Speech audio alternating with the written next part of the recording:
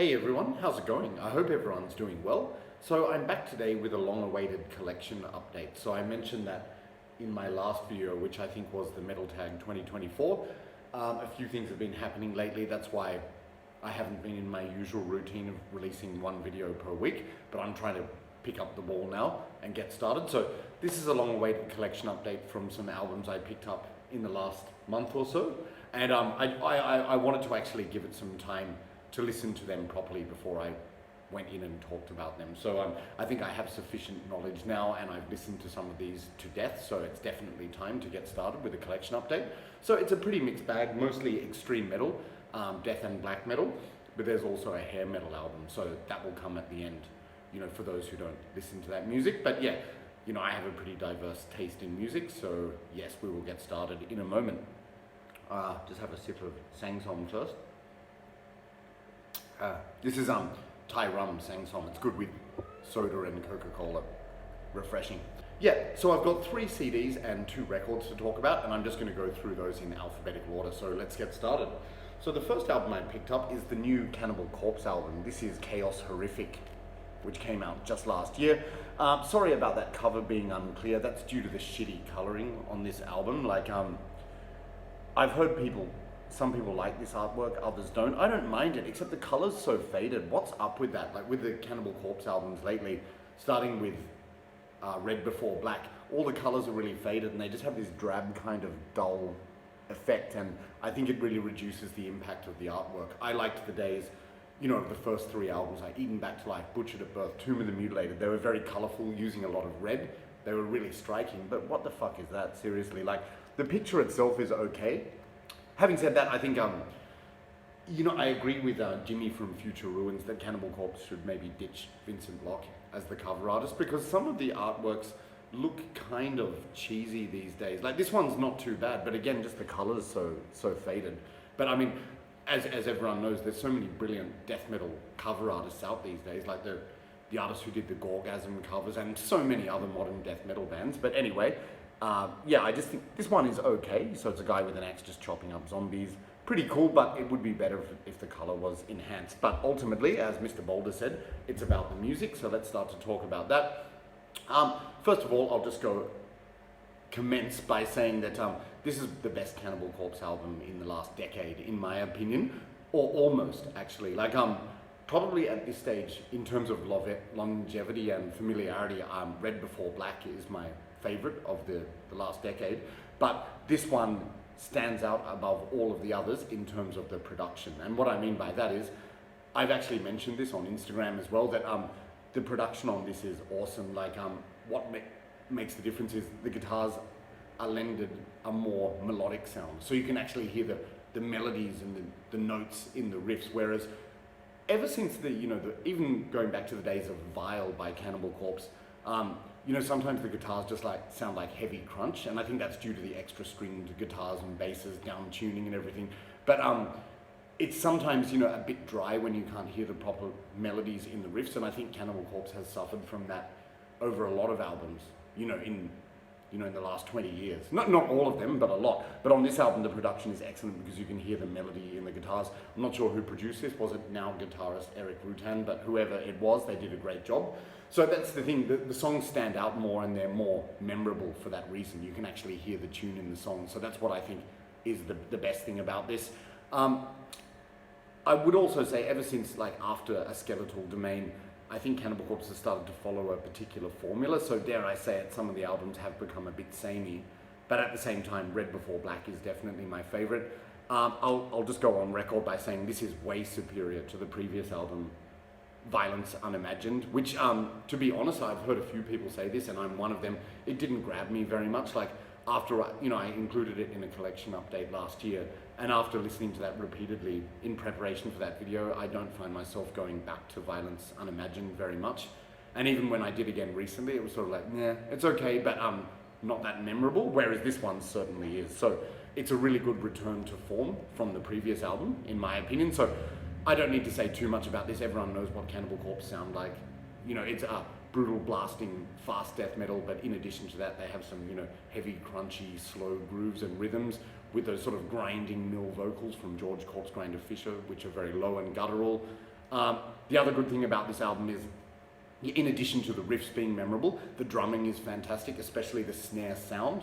Again, caught by the production is brilliant, and the snare fills awesome. So it's got some really punchy sounds to it, this album. And yeah, great songs like the opening track, Overlords of Violence, is really good. I also like Frenzied Feeding, that's, you know, heavy as balls. Summon for Sacrifice is becoming one of my favorite tracks, and that's got a variety of tempos, which is really good. It's funny, like I wasn't aware of this, but I heard Mr. Boulder say it, and it was actually my first impression when I heard the album. My favorite track is actually Vengeful Invasion, just because it has a great variety of memorable riffs and just a really tuneful sound. So that's my favorite song, which is track 5, Vengeful Invasion. Chaos Horrific is very hooky and memorable with a catchy chorus, so that's excellent as well. I also like Fracture and Refracture, you know, some catchy moments on that song. Pitchfork Impalement has some brilliant blistering guitar solos. And my other sort of standout track is the last track, Drain You Empty, which was written by guitarist Eric Rutan. It's interesting, ever since Pat O'Brien left the band, they got some new blood in, although Eric was the producer. But obviously he has death metal credentials, not only as a producer, but as the guitarist and vocalist in Morbid Angel and Hate Eternal. Well, was he the vocalist in Morbid Angel? I'm not sure, but in Hate Eternal. I'm not a big fan of Hate Eternal because to me it just sounds like a jackhammer going off, but obviously he's an accomplished writer, and his work with that band and Morbid Angel has been excellent.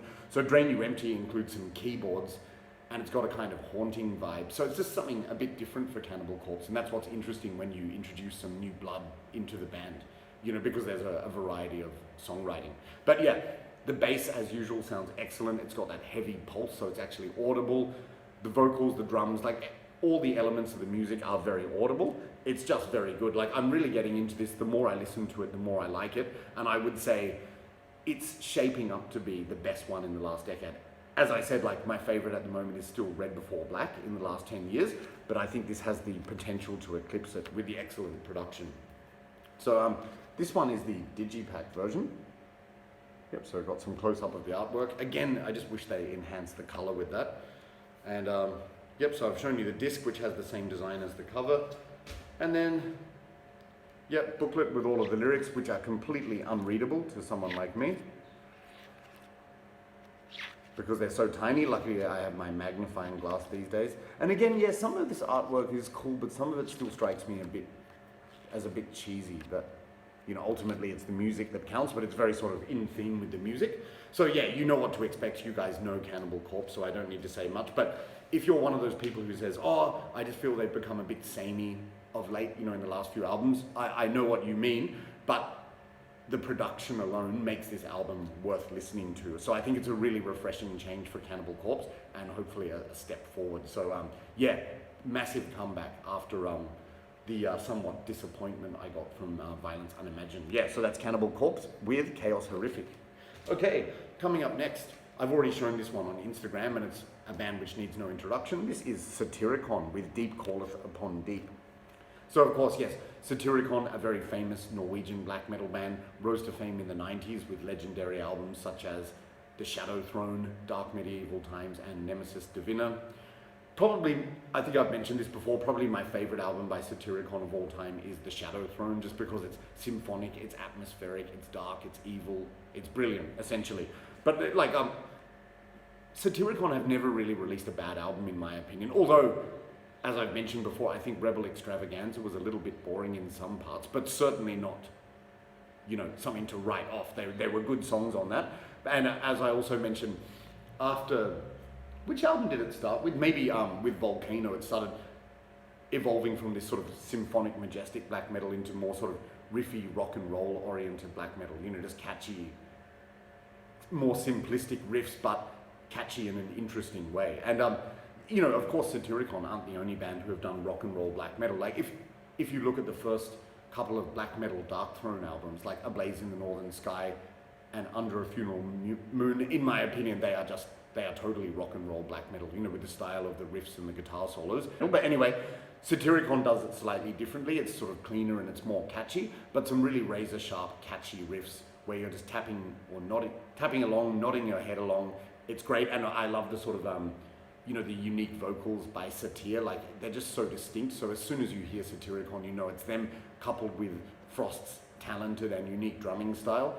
And what's interesting about this, as I mentioned this briefly in the Metal Tag 2024, is I see this album as a combination of the old and the new. So it's combining the older, more majestic, atmospheric, symphonic elements with the more sort of rock and roll, catchy, riffy elements. So they're all blended into one to form this very memorable album. It's great. Like they don't use keyboards or organs in the traditional sense, but more in the using background female vocals, but in a kind of keyboard-esque way, if that makes sense. Like maybe it's an effect of the keyboard, I don't know, or a real singer, but it just adds to that. It gives it that kind of symphonic, classical edge.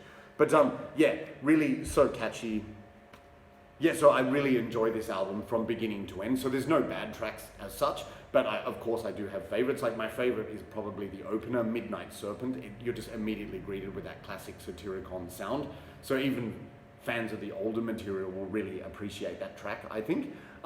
Deep Calleth Upon Deep is good. It's got this kind of dreamy atmosphere, especially with the backing female vocals and the rhythm of that song. Like it's not like an aggressive song. It's given room to breathe. It floats a bit, but it's very atmospheric. So I really like that. A really standout track for me is The Ghost of Rome, and that's not just because of the catchy riffs, but also the backing female vocals in that. It's just very sort of haunting and melancholic and atmospheric. So brilliant stuff.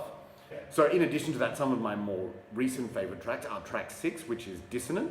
That starts even with some saxophones and brass instruments. So Satyricon are always proving that they're original. Of course, it has been done before with other black metal bands, such as Medieval Demon and Carpathian Forest, but I think it's an original twist.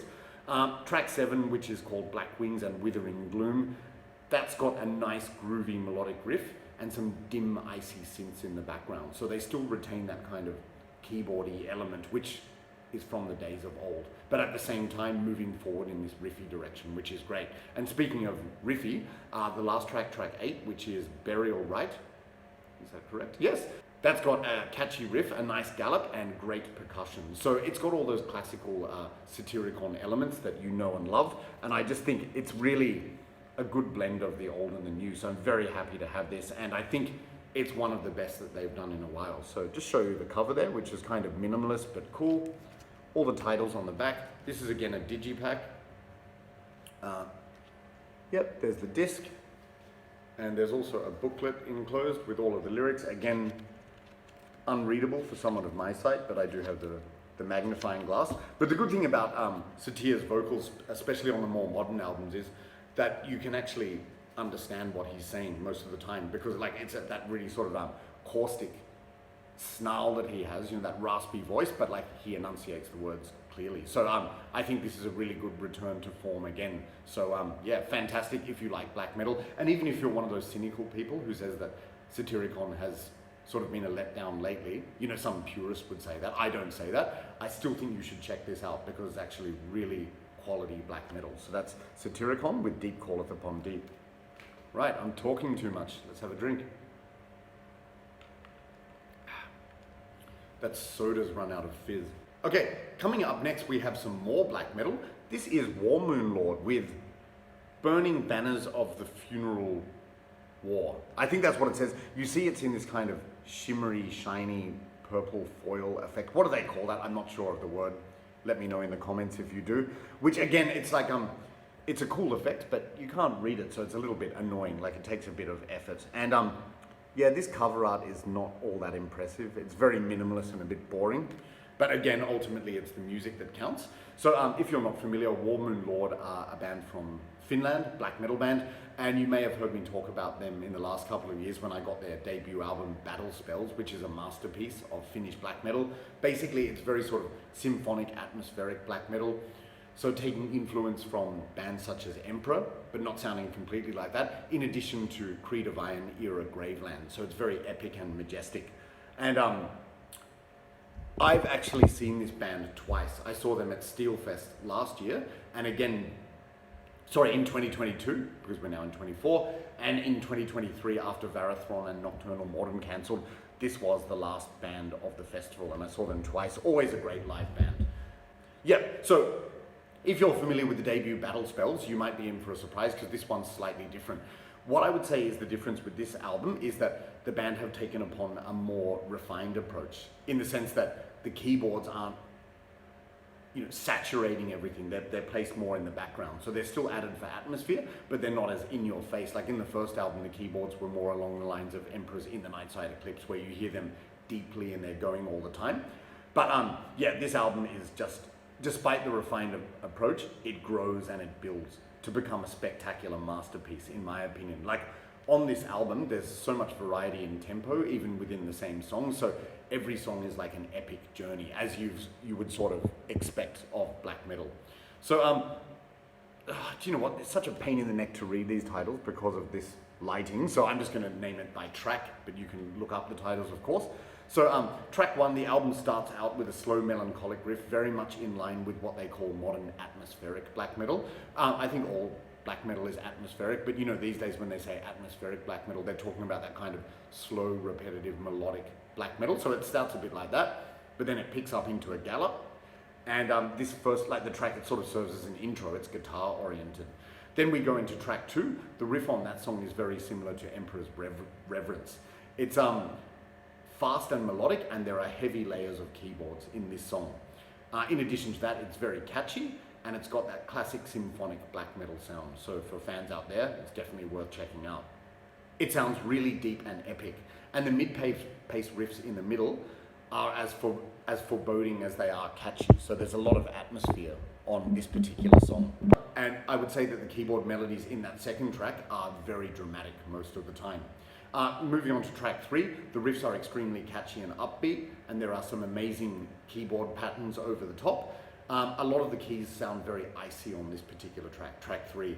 And in addition to that, they use choral vocals with melodies which easily stick in your head and you can hum along to. So that's very much in that typical sort of black metal style, where, you know, where it's melancholic, it's atmospheric, and you're humming along to the tune because it's so catchy.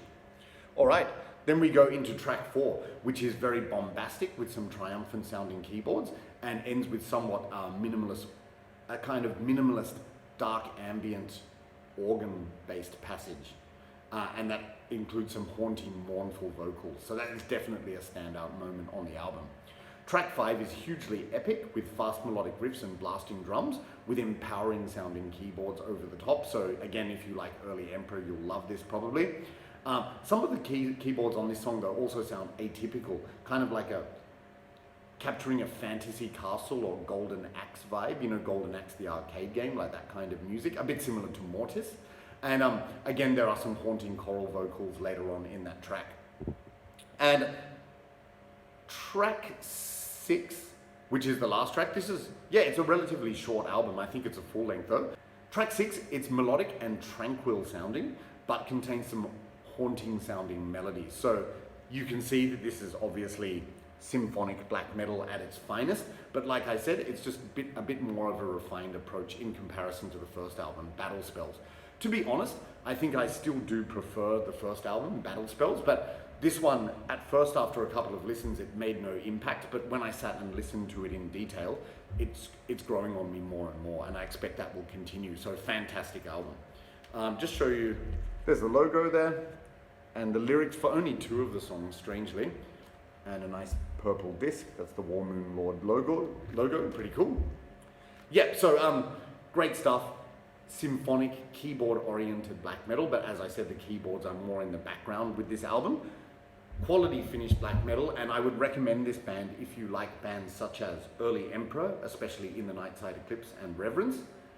Also the Finnish band Vargrav, which takes a lot of influence from Emperor. Also the Finnish band Moon Citadel, which is also again similar to early Emperor, as well as aspects of very early Dimmu Borgir, as in only For All Tid, before Dimmu Borgir became a bit more sort of commercial and cheesy and gothy, you know. So, but yeah, that kind of symphonic keyboard-based black metal. So brilliant stuff from Finland. That's WARMOON Lord with Burning Banners of the Funeral War. All right, I'll correct that title if it's wrong. Okay, so sorry that this video is a bit disjointed, guys, because I had some notes on my other phone and some notes on the computer, so I'm going all over the place. There's a lot of pausing and stopping and starting, so I'll have to do a bit of editing with this video. All right, but they're the 3 CDs, and now we're moving on to the records then. So the first one I got, this is brilliant. This is KRISIUN with Conquerors of Armageddon. So this band probably needs no introduction to a lot of people. Now, one point of contention is the pronunciation of the band name. Like, I think a lot of people pronounce it as KRISIUN, but when I was in Europe in 2000 for the Wacken Festival, I met some Brazilians who recommended this band. They pronounced it KRISIUN, as did a lot of Europeans. So I'm just going to call it KRISIUN, but KRISIUN. Anyway, this is the album. But I got this mainly for a nostalgia trip, really. So if for some reason you're not familiar, yeah, KRISIUN are a Brazilian band consisting of 3 brothers. So I used to think it was just the drummer and the guitarist who were brothers, but the vocalist and bassist Alex, he took his mother's maiden name. So it's actually 3 brothers. And what you have is just relentless blasting death metal. Like how I would describe KRISIUN's music and this album in general, it's a whirlwind vortex of blistering fast riffs and machine gun fire blast beat drumming.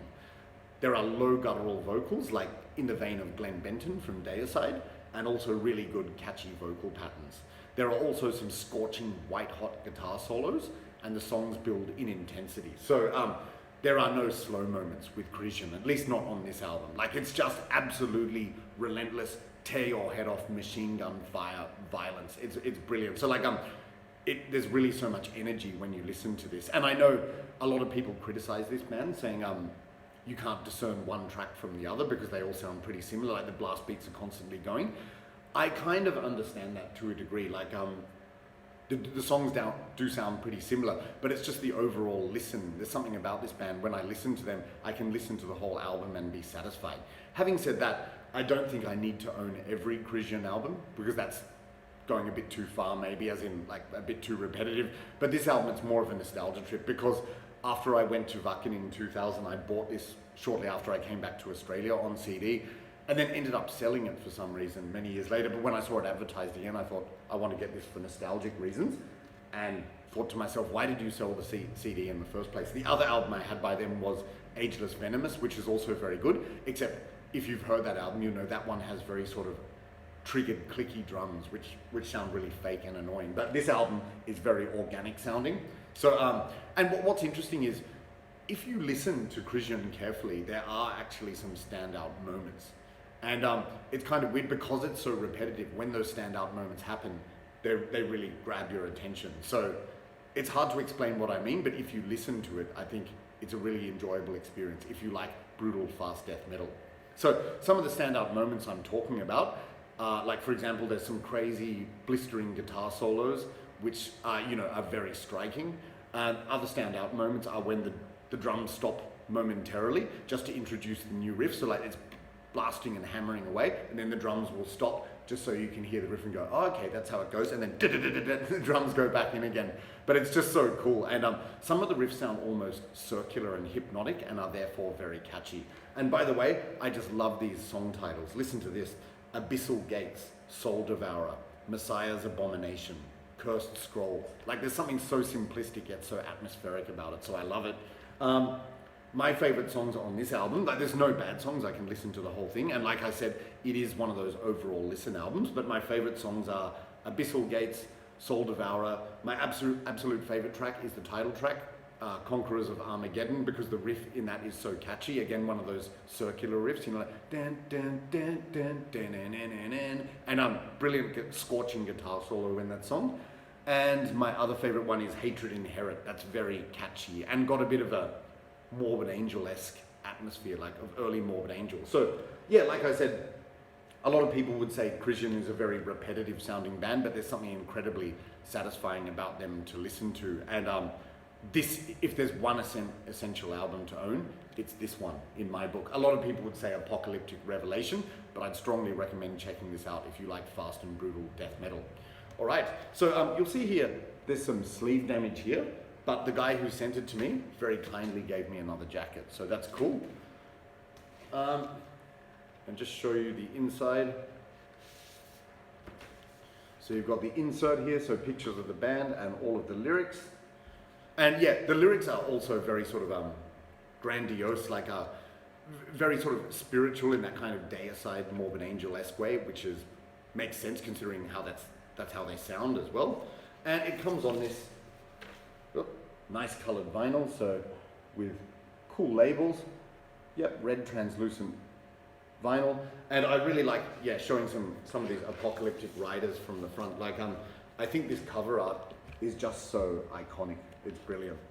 Yeah, so, like I said, I don't need to own all albums by this band, but I'm very glad to have this one because I think it's the quintessential one. So, like I said, for fans of fast, brutal death metal, and I'd recommend it particularly if you're a fan of one or more of these bands.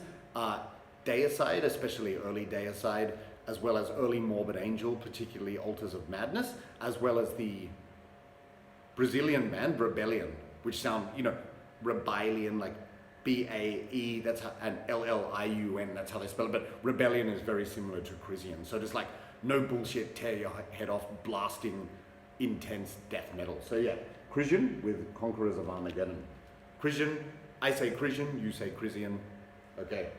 All right, and now coming up to the last one. Sorry, I've been rambling along for a long time.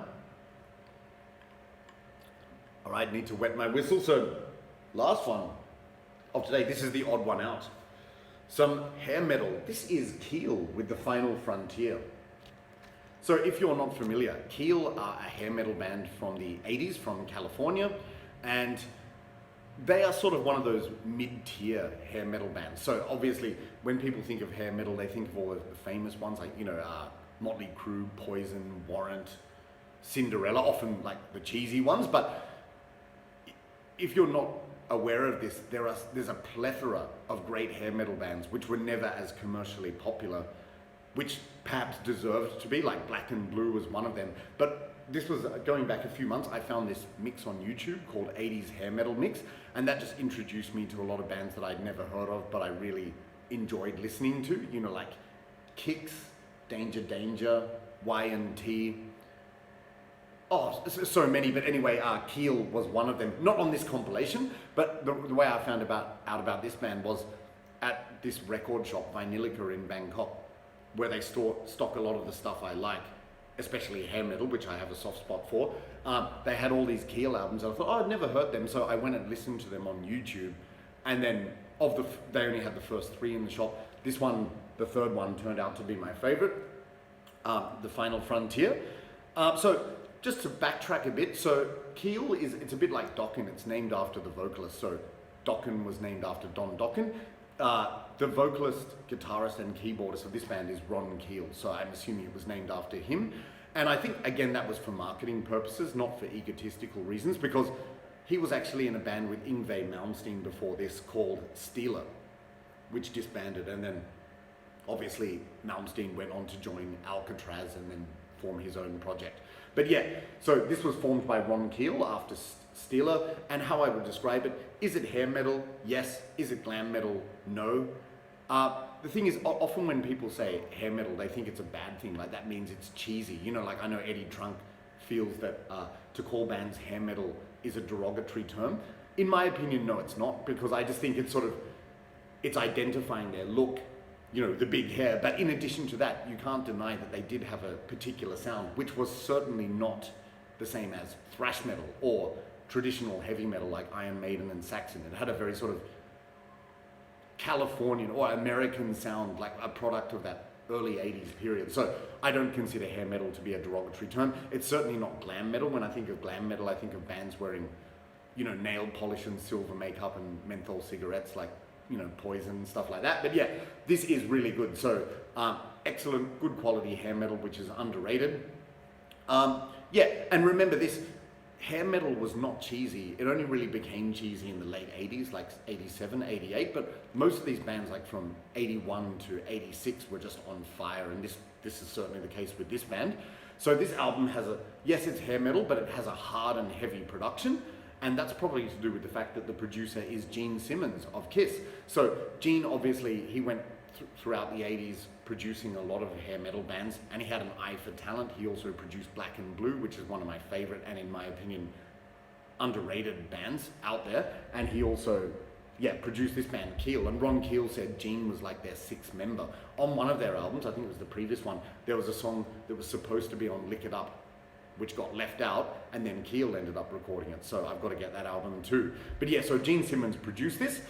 This album, yeah, it's got raunchy guitars, thunderous drumming, audible bass, and Ron Keel, the vocalist, has an amazing voice, ranging from melodic, but to also harsh and shrieking. But even when he's shrieking, it's with melody. He's just an awesome guitarist. And I'll be honest with you, what made me choose this album of the three, it was because of one of the main singles, which was Because the Night. Yeah, Because the Night, that was originally a Bruce Springsteen song, or a song that Bruce Springsteen wrote for the Patti Smith Band. Now, I'm not really familiar with Bruce Springsteen, believe it or not. After hearing this song, I want to check it out more, because this song is fucking brilliant. And I think I've heard the original version, the Patti Smith version, and this Keel version, that it's the best because it's like a hair metalized version of the song. I need to learn more about Bruce Springsteen. I don't know much, but I did recently watch that movie, Blinded by the Light, which was all about Bruce Springsteen's music, you know, with the Pakistani kid in the UK who gets obsessed with Bruce Springsteen. And yeah, that was an education, so I've got to listen to it more. But anyway, I'm digressing. Yeah, Because the Night, it's just a highly melodic and atmospheric song. The vocals are amazing, and there's an awesome melodic guitar solo in this, and that's done by Mark Ferrari. He was a big part of this band, the lead guitarist. But if you watch the clip of that song, I implore you to do so. Because the Night, like the band's doing all these synchronized movements, and it seems a bit cheesy and 80s, but it's so cool at the same time. So Because the Night, it's what reeled me into this album. Yeah, so let's have a look at the other songs. So the opening track, The Final Frontier, that's a solid hard rock anthem with heavy drumming and a memorable chorus. It has an atmospheric clean acoustic guitar interlude and an excellent shredding guitar solo. Track 2, Rock and Roll Animal, that is just a feel-good, fist-pumping hard rock anthem written by Mark Ferrari, one of the catchiest songs on the album, so I love that. Like, I almost want to sing the chorus now, but I won't, I'll spare you of that. Yeah, then Because the Night, which I just mentioned, which is brilliant. And then track 4, Here Today, Gone Tomorrow, an awesome track with great melodies, lyrics, and vocals, and it's about, you know, life on the road and being a rock star, but trying to find the time for his woman. You know, a bit cliche, but cool. And Arm and a Leg, the last track on side 1, that's a blistering hard rocker with some fast solos. Then we go over to side 2, which is starts with Raised on Rock, track 1. That's an excellent fist-pumping hard rock anthem. It's got heavy to mid-paced riffs and shrieking vocals, catchy backing vocals, and good lyrics too. Excellent guitar solo, and they even do some of those awesome vocals where it's like, na-na-na-na-na-na, you know, like in Welcome to the Jungle. That's got a bit, yeah, you can see that song gets me going. Track 2 of side B is perhaps my least favorite song on the album. That's called Just Another Girl. It's kind of a cheesy melodic hard rock song, sort of typical of MTV in the late 80s, sort of, you know, the bands that the songs that record companies tell bands write to get the chicks, you know, like, oh, you know, appeal to the women, show your softer side and everything. It's not bad, but not one of my favorites. It's definitely single material, but I'm glad they didn't make a single out of this, because I don't think it's really representative of the band, where it's much more heavy and rocking. Now, track 3 on side 2, Tears of Fire. That's a semi-acoustic power ballad with keyboards. It's a deep and sorrowful sounding song, but not cheesy. You know, a lot of these hair metal anthems are kind of, or power ballads are cheesy. This is just an emotive song which tugs at the heartstrings, so that's good. It's a good song if you're in the right mood. Memorable melodies and chorus, and despite finding it depressing, I always find myself singing along to this song. So Tears of Fire, great track. Track 4, Nightfall, is a neoclassical acoustic instrumental guitar track, something different and filled with atmosphere, maybe to provide some light relief before the last song, which is No Pain, No Gain, which, as you can imagine, is a hard, heavy, and energetic closer, maybe the heaviest and fastest song on the album. It's full of energy and power and features a blistering metallic guitar solo. I should also add that Mark Ferrari, he was one of the guitarists, he was the lead guitarist. He wrote some of my favorite songs on this, so it wasn't just Ron Keel who was the mastermind. And I think that resulted in a legal dispute later where he wanted to use the name on his own, and I don't think he could, something like that. Typical of these bands. But here's the front cover. Picture of the Statue of Liberty and all sorts of stuff going on there. You can see this is the Japanese pressing, second hand. This shop in Bangkok sells a lot of Japanese imports. Showing the band there. And what have we got? Oh, cool. All right, so insert, showing the band there. nice and colorful. And on the back, all of the lyrics in English. And in addition to that, because it's a Japanese pressing, a rough paper insert with the lyrics in Japanese. Sorry about this fan. I need it on because otherwise I just melt from the mugginess in this country. And yep. Damn it. Yeah, just comes on plain black vinyl with these blue and yellow labels, very simplistic, and this was released on Gold Mountain Records. Yep, so I know I probably went into too much detail, surprise, surprise, but you know me, if I discover something new which I feel really passionately about, I feel the need to tell people about it. So yeah, don't be fooled by the label. I know a lot of people think that like hair metal is cheesy, but like I said, I've always had a soft spot for this music because it's what first got me into metal music in general. But this is just so talented. It's a damn sight better than most of the popular commercial hair metal bands. So if for some reason you haven't heard Keel, definitely check them out. I would start with the song Because the Night, because I loved it so much. That's what made me interested to hear more. But the rest of the band's independent sound is fantastic. So Keel, I've got to get more albums by them. Which albums do you like? Do you know them? Let me know. So that's Keel with The Final Frontier. All right, guys, so I've been rambling on long enough. You'll be relieved to know that this is the end of the video. I'm gonna have to edit out some crap in post because I had all this stuff going on with the phone and the computer and everything, but I'm not willing to make the video again, so this will it'll have to do. But thanks very much if you've made it this far. Congratulations, and thank you to all the new subscribers and to everyone for the continued support of my channel. I'll be back again soon, but I don't want to waste any more of your time, so I'll just end it there, and I'll see you in the near future. Cheers, bye.